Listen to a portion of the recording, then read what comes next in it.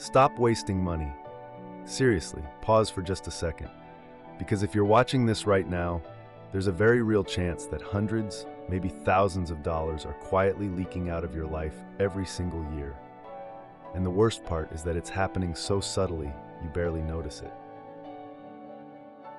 Which is exactly why today's video might be one of the most valuable things you listen to this month, maybe even this year. So before we go any further, do me a favor. If you want to keep more of your money, grow faster, stress less, and finally feel in control of your finances, hit that like button, subscribe, and stay with me until the end. Because item number 10 is the one almost nobody expects, yet it's the one costing people the most long term, and by the time we're done, you'll never look at your spending the same way again. Because cutting expenses isn't about deprivation, it's about power, clarity, and freedom. And the first thing you need to cut starting today is unused subscriptions. Because right now you're probably paying for entertainment, apps, tools, platforms, or services you either forgot about, barely use, or only needed once. And these small monthly charges feel harmless. $5 here, $12 there. But when you stack them up across a year, they quietly turn into hundreds or even thousands of dollars spent on absolutely nothing of value. And what makes subscriptions especially dangerous is that they're invisible. They blend into your bank statement like background noise, so you stop questioning them. And companies know this. They design subscriptions to be easy to start and annoying to cancel. But here's the mindset shift. Every subscription you don't actively use is a tax on your future. And cutting them isn't about being cheap. It's about reclaiming money that should be working for you, not draining you. And once you experience the relief of seeing fewer charges hit your account, you'll realize how much lighter financial clarity actually feels. Which brings us to the second thing you need to cut immediately: impulse spending disguised as small treats, because this is where most people lie to themselves. Telling themselves it's just a coffee, just a snack, just a quick online purchase, just a reward for a long day, but those justs add up fast, especially when they become daily habits rather than occasional choices. And the problem isn't the coffee or the treat itself, it's the unconscious repetition. Because when spending becomes automatic, you stop deciding, and when you stop deciding, money stops being intentional. And here's the uncomfortable truth. Most impulse spending isn't about joy, it's about distraction, boredom, stress, or emotional relief. And once you recognize that pattern, you gain the power to interrupt it. To pause, to ask yourself whether this purchase actually improves your life or just fills a temporary gap. And cutting impulse spending doesn't mean never enjoying anything. It means choosing enjoyment on purpose instead of letting it control you. Which leads perfectly into the third thing to cut: brand loyalty that costs you extra. Because loyalty feels good emotionally, but financially, it often means you're paying a premium for the same product simply because you're familiar with the logo, the packaging, or the habit. And companies rely on that comfort to keep prices high, knowing most people won't bother to compare, switch, or question. But once you start treating brands as replaceable tools rather than identities, you unlock massive savings. Because in almost every category, groceries, clothing, tech accessories, household items, there are alternatives that deliver the same function for less. And cutting expensive brand loyalty doesn't mean sacrificing quality. It means refusing to pay extra just for a name, and that mindset alone can save you more money over a lifetime than most people realize. Which brings us to number 4, convenience fees you accept without thinking, because convenience is seductive. It promises speed, comfort, and ease. But it quietly drains your finances when you're not paying attention, whether it's delivery fees, service charges, rush fees, or markups for saving time. And here's the key distinction. Convenience is valuable when used intentionally, but expensive when used mindlessly. Because when convenience becomes your default, you start paying extra for things you could easily plan around. And the more you rely on it, the less you question it. So cutting unnecessary convenience costs isn't about making life harder. It's about deciding when speed is worth the price and when it's not.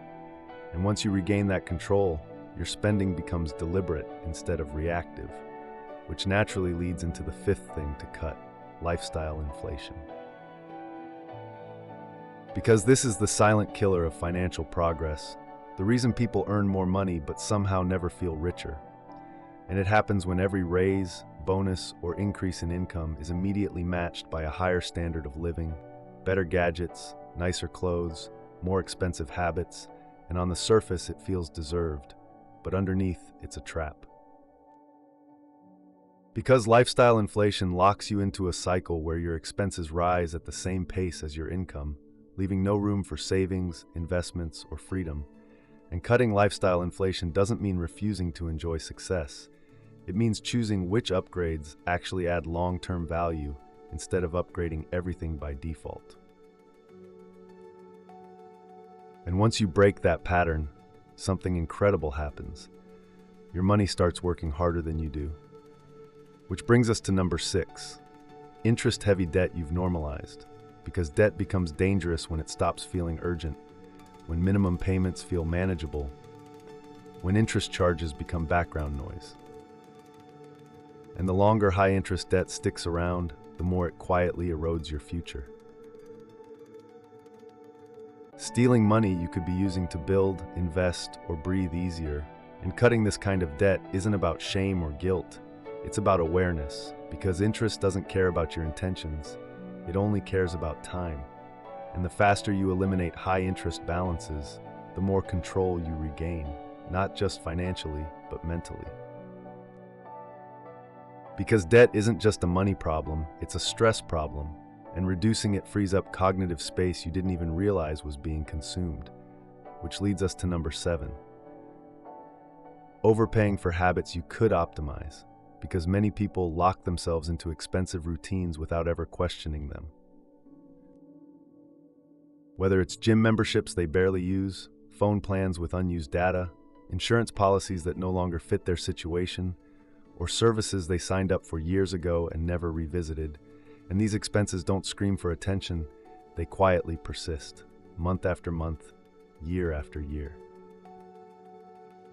But once you start auditing your habits and aligning your spending with how you actually live, not how you used to live or how you think you should live, you unlock hidden savings that feel almost effortless.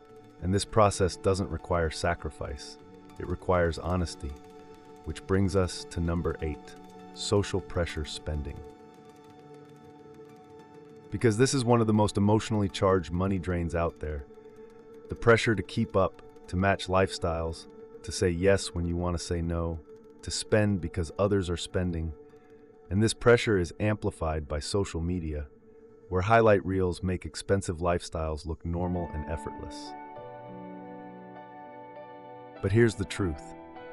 Most people you're trying to keep up with are struggling behind the scenes, and spending to impress or fit in is one of the fastest ways to sabotage your own goals. And cutting social pressure spending isn't about isolation. It's about confidence, about being comfortable choosing what aligns with your priorities instead of someone else's expectations. And once you stop outsourcing your spending decisions to social norms, your finances instantly become more intentional. Which leads us to number 9, time-wasting purchases that promise productivity but deliver distraction. Because in today's world, it's easy to spend money on tools, gadgets, apps, and systems that claim to make your life easier, faster, or more efficient. But often end up adding complexity instead of clarity. And the problem isn't buying tools, it's buying them without a clear plan. Because when tools become substitutes for discipline or focus, they don't solve the underlying issue, they just delay it. And cutting these unnecessary purchases forces you to simplify, to focus on execution rather than accumulation. And that shift alone can dramatically increase both your productivity and your savings. And now we arrive at number 10, the one most people never think about, the one quietly costing them the most over time. Not investing in financial awareness itself, because ignorance is expensive, And every year you delay understanding how money works, how budgeting, investing, taxes, interest, and long-term planning actually function. You pay a hidden cost in missed opportunities, bad decisions, and avoidable stress. And this doesn't mean spending recklessly on courses or gurus. It means intentionally investing time and effort into learning how to manage money with clarity and confidence.